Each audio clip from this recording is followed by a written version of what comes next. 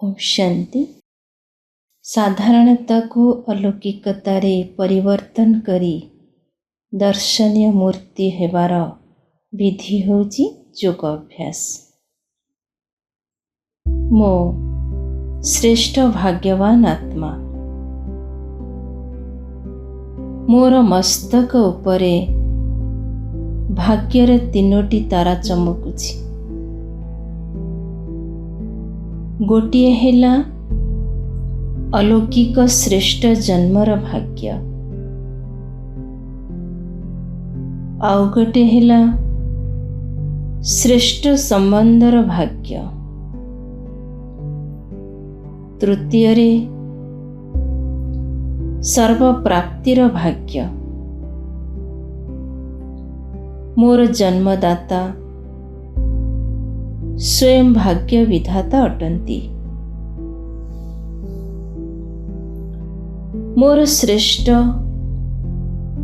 अति अलौकिक एवं श्रेष्ठ अटे।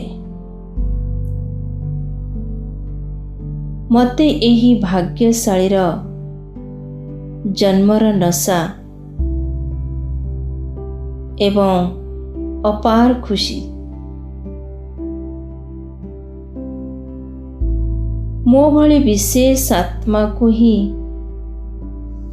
एक द्वारा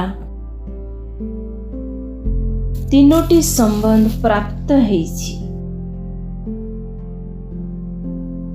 एक रे बाबा,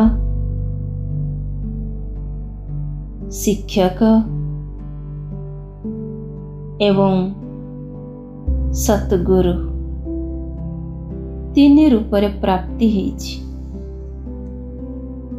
मोर वर्षा भी अति श्रेष्ठ एवं ऊंचा अविनाशी अटे।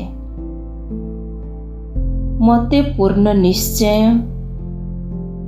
एवं नशा अच्छी कि मोर पालनाकर्ता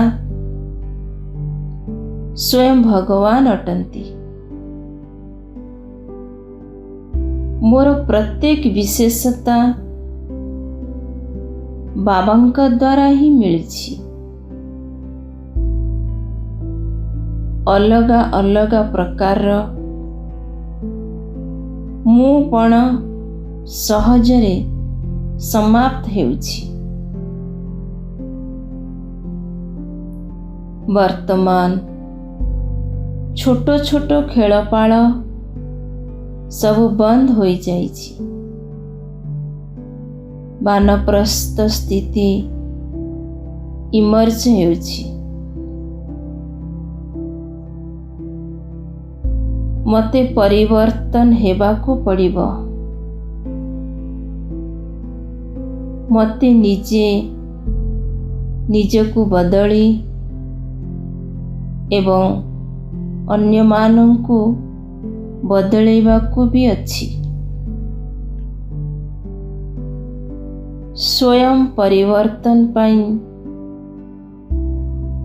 मु स्वयं निमित्त आत्मा अटे।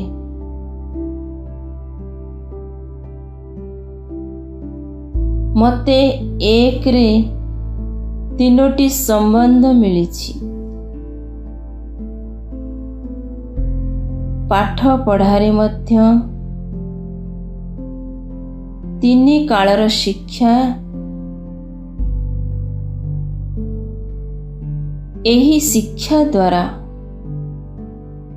मते श्रेष्ठ राज्य पदर भाग्य मिलिला।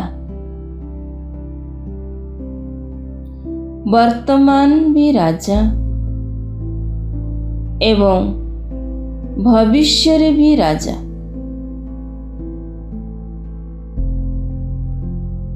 मोर राज्य भाग्य अविनाशी अटे।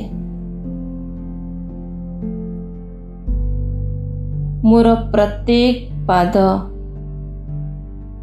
श्रीमतर आधार रे हेउछि।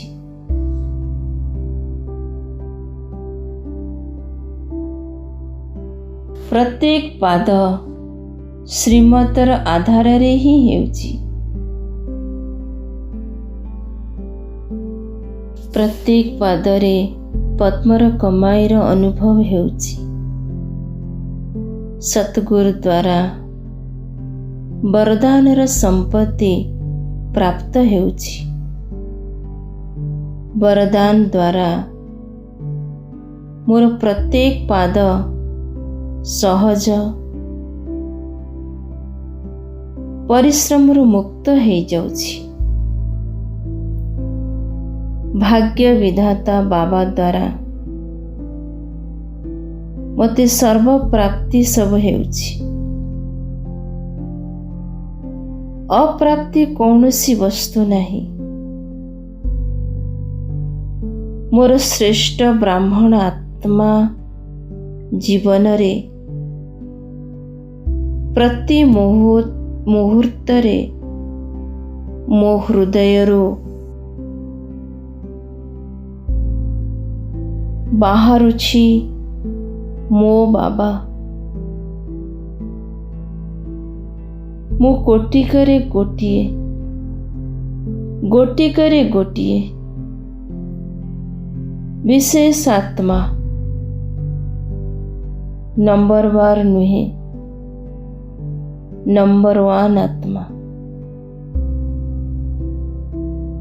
ମୁଁ ନମ୍ବର ୱାନ୍ ଷ୍ଟେଜ ଉପରେ ସ୍ଥିତ ଅଟେ। ମୋର ଚାଲି ଏବଂ ମୋର ଚେହେରା ଅତି ଶ୍ରେଷ୍ଠ ଏବଂ ରୟାଲ ଅଟେ। ମୋର ଭାଷା ବି ଅଲୌକିକ ଅଟେ। ମୁଁ ଦର୍ଶନୀୟ ମୂରତ ଅଟେ। ମୋର ଜଡ଼ ଚିତ୍ର ବି ଦର୍ଶନୀୟ ଅଟେ ଏବଂ ବର୍ତ୍ତମାନ ବି ଚୈତନ୍ୟରେ ସମସ୍ତଙ୍କୁ ଦର୍ଶନୀୟ ରୂପରେ ମୁଁ ଅନୁଭବ କରାଉଛି। ମୋ ଦ୍ୱାରା ବାବା ପ୍ରତ୍ୟକ୍ଷତା ହେଉଛି। ମୁଁ ନିଜର ପ୍ରାକ୍ଟିକାଲ ଜୀବନରେ ବାବାଙ୍କୁ ପ୍ରତ୍ୟକ୍ଷ କରୁଥିବା ଆତ୍ମା ଅଟେ। ସମସ୍ତଙ୍କୁ ସକାଶ ଦେଉଛି। ମୁଁ ବାବାଙ୍କ ସାଥିରେ ଦର୍ଶନୀୟ ମୂର୍ତ୍ତି ଅଟେ। ଓମ୍ ଶାନ୍ତି ଶାନ୍ତି ଶାନ୍ତି।